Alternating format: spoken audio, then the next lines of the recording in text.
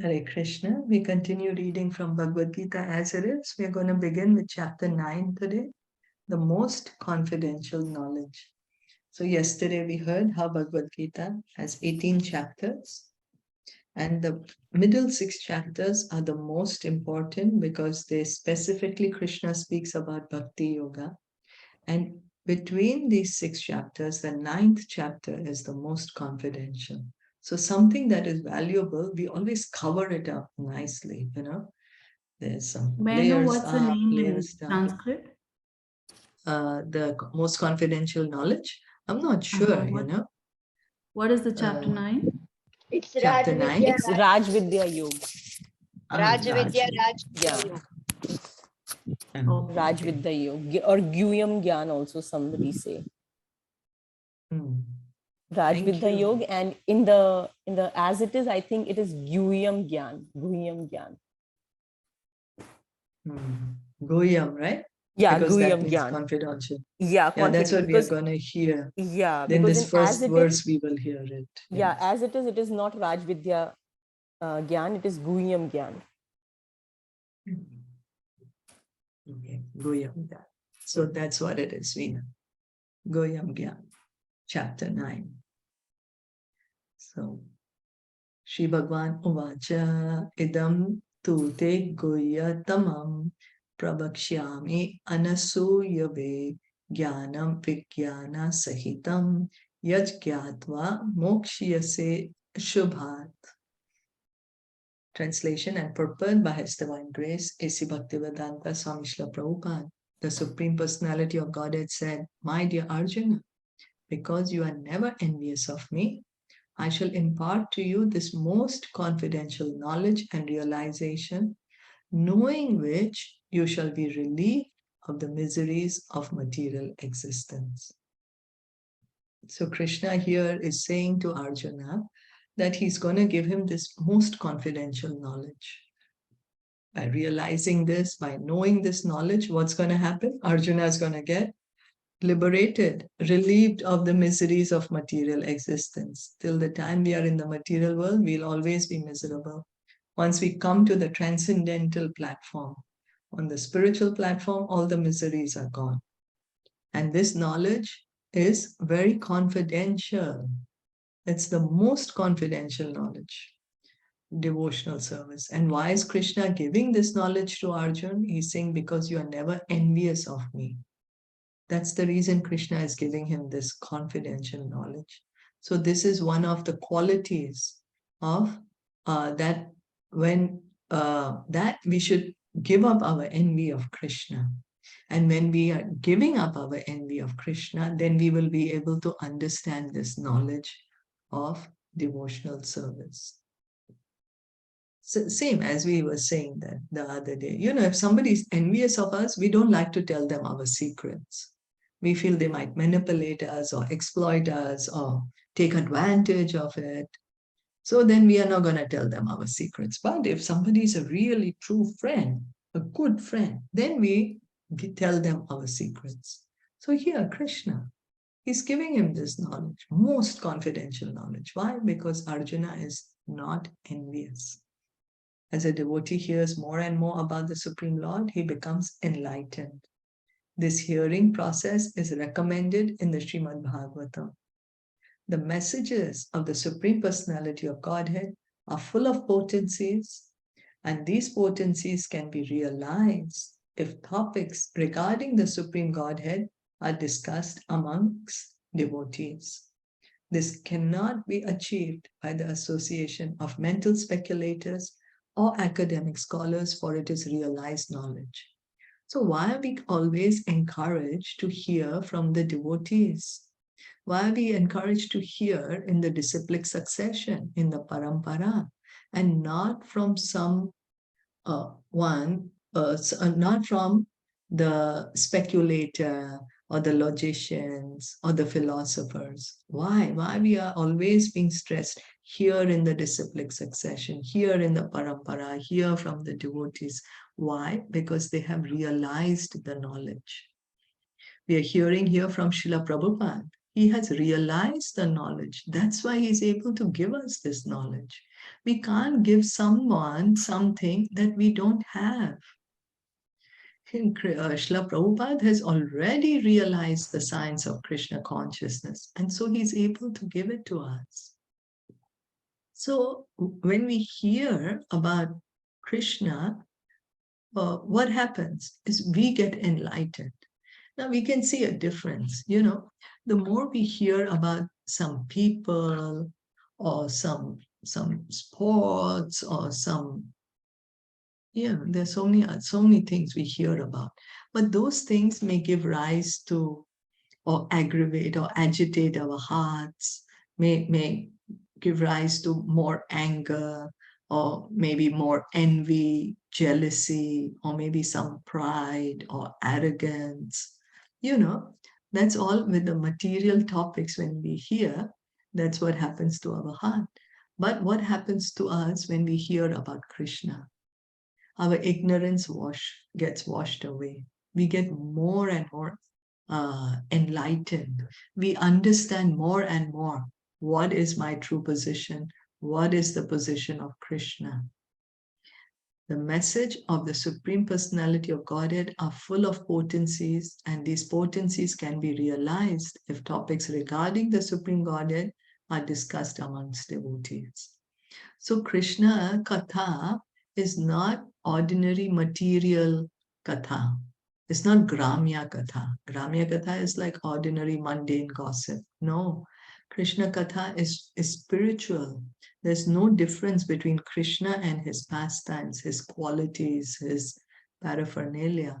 So if we can hear about Krishna from the devotees, then we also get enlightened. Why?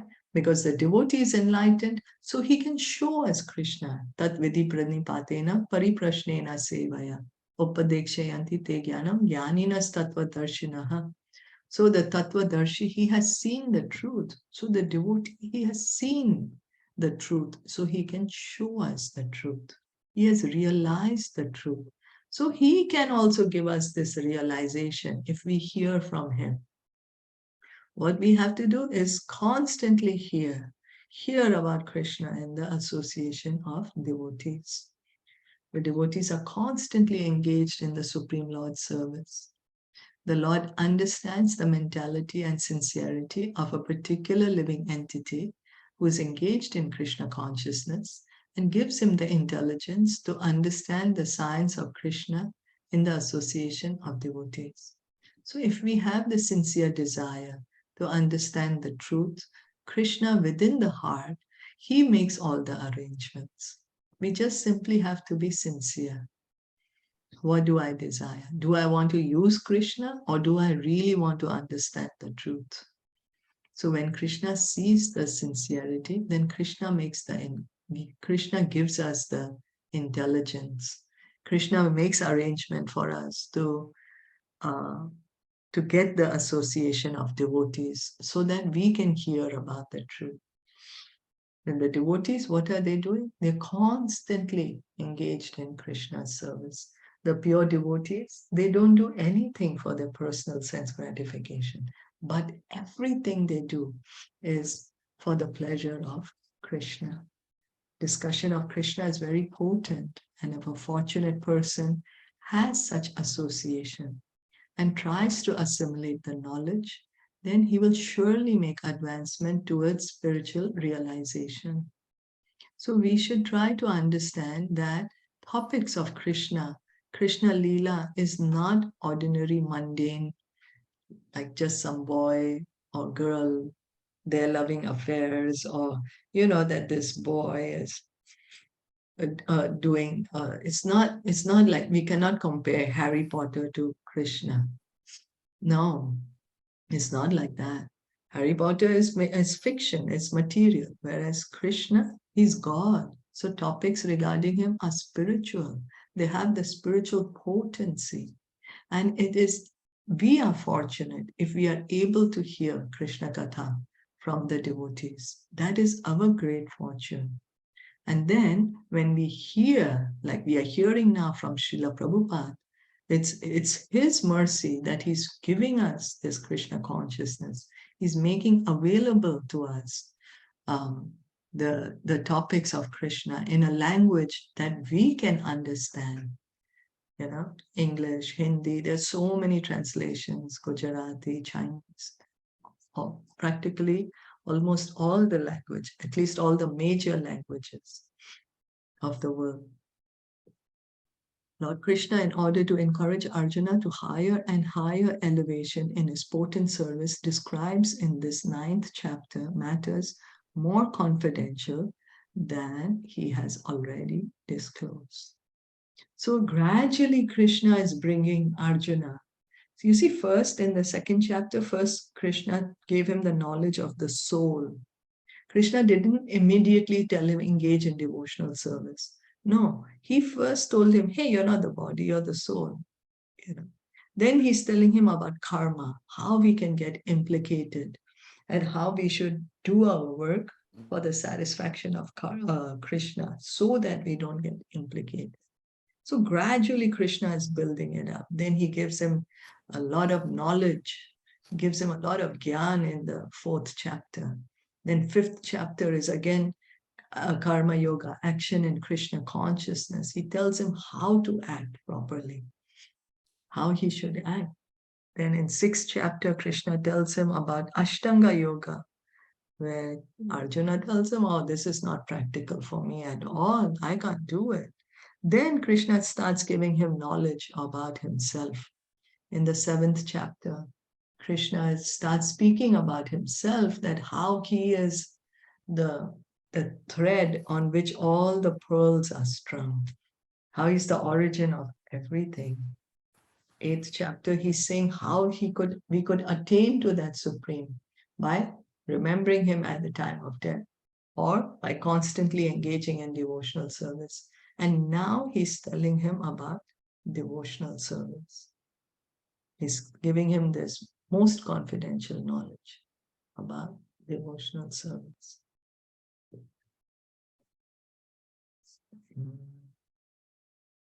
In the very beginning of Bhagavad Gita, the 1st chapter is more or less an introduction to the rest of the book.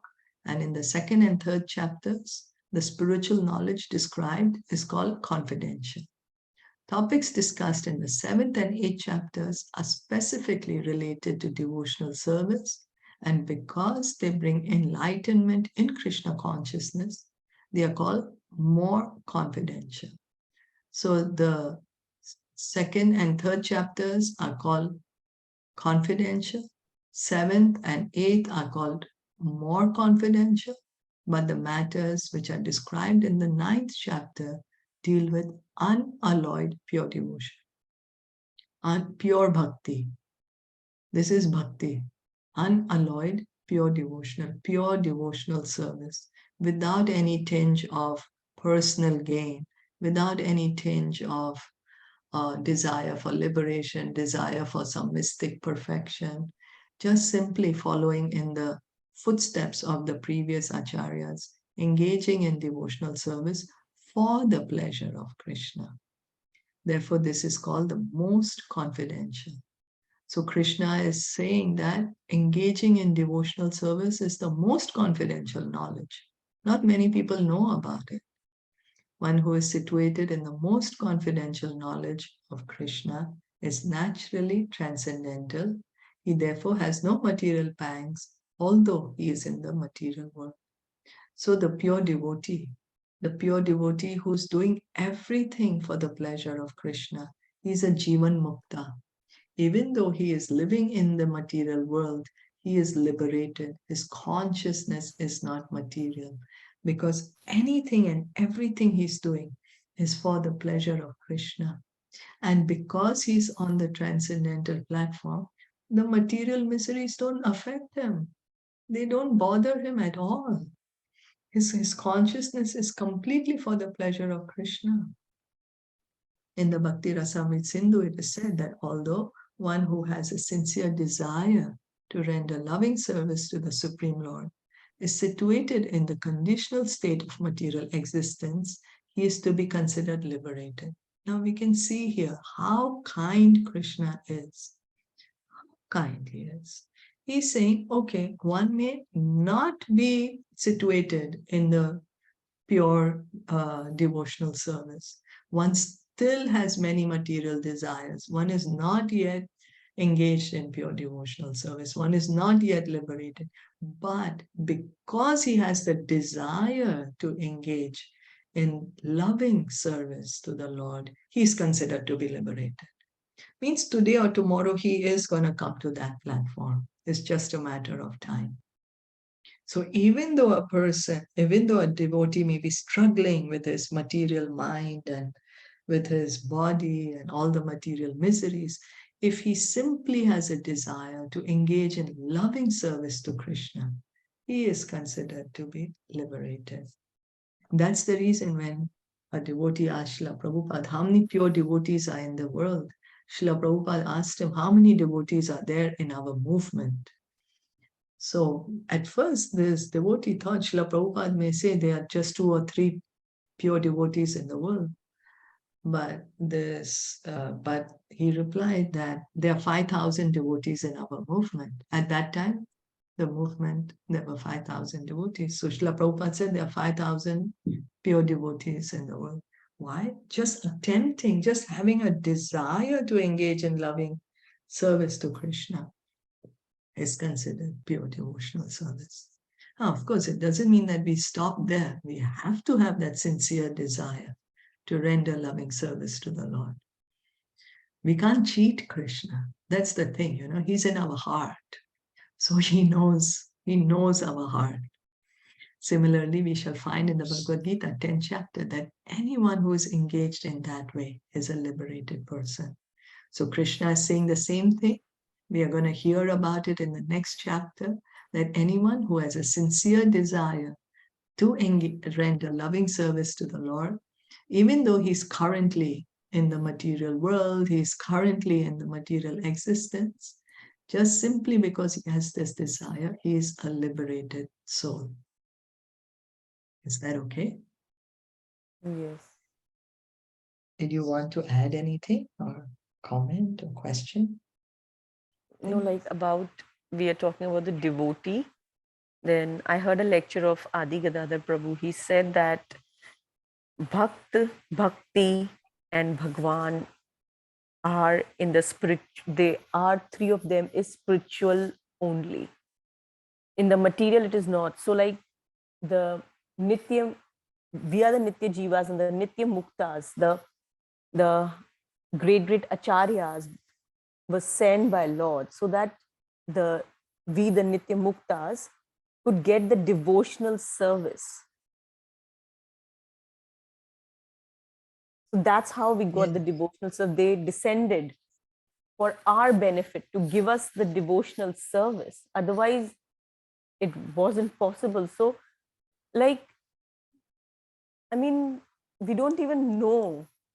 We think, अरे ऐसे भक्ति ऐसे कैसे मिल जाएगी भक्ति? It is so,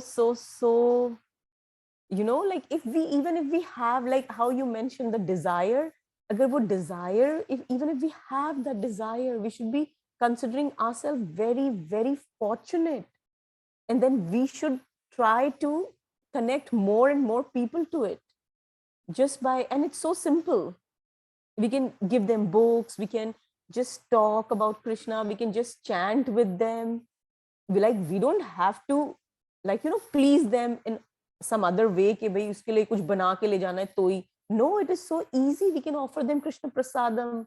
We can just talk to them. We talk so many things. Why can't we talk about Krishna just 5 minutes with anybody? We can make it a plan for every day that just 5 minutes we'll talk about Krishna. Maybe our parents, maybe our friend, maybe our sibling, anybody, our children. It is so easy, and we don't know that we are doing preaching. We are spreading the love of Krishna. We can just read the books to them. It is so easy, but just because we are not habituated of easy things, we want complications. But Krishna Bhakti is very easy. Yeah, thank you. Thank you for practically telling us what we can do to give Krishna consciousness to everyone. Just a slide, just to clarify, we are the Nitya Badas, the Yeah, Nitya eternally Badas, conditioned, sorry. and the Acharyas are the Nitya Nitya Mukta? Muktas, Okay. yeah, eternally liberated. And yes, bhakti comes from the bhakta. Srila Rupa Goswami says in the Bhakti Rasamrit Sindhu, how can we get bhakti? Is from the bhakta. Only a devotee can give us the bhakti. Bhakti comes from bhakti. Life comes from life, like that. Bhakti comes from bhakta.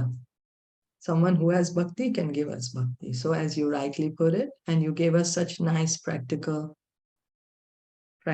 tips of how we could spread this Krishna consciousness to everyone. Thank you so Not much. me, but Adi Gadadhar Prabhu. He gives a lot of practical tips. He's in the congregation, Atlanta congregation. So I hear him these days. So yeah.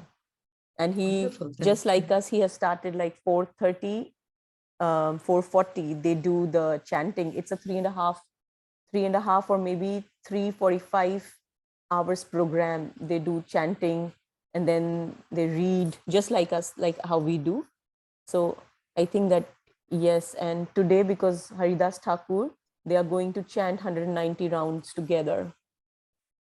Wow. Yeah, because they're going to chant 190 rounds. I mean, they are trying. They said that they just started, and because it's Namacharya's disappearance day today, Haridas Thakur, so they are trying that. I think it's online still. So yes, it's going amazing. And amazing. Wow. So he gives a lot of practical tips. He's a doctor himself. He's a surgeon, and he gives a lot of practical tips. Thank you for sharing with us what you're hearing. Thank you so much. So Shla Haridas Thakur ki jai. Thank you. So it's there today. For you in Taiwan is today. Yeah, so it's in Taiwan today. Haridas Thakur, he is the Namacharya. He was chanting 192 rounds almost of the Hare Krishna mantra. And that's the reason Lord Chaitanya gave him the name of Namacharya, Nam Acharya. So we can pray to him on this day to give us some mercy so that we may also chant our rounds. We may also get Krishna Prema. Yeah, Shla Haridas Thakur ki jai, Bhagavad Gita ki jai, Shla Prabhupada ki jai, Gaur Bhaktavinda ki jai, Hare Krishna.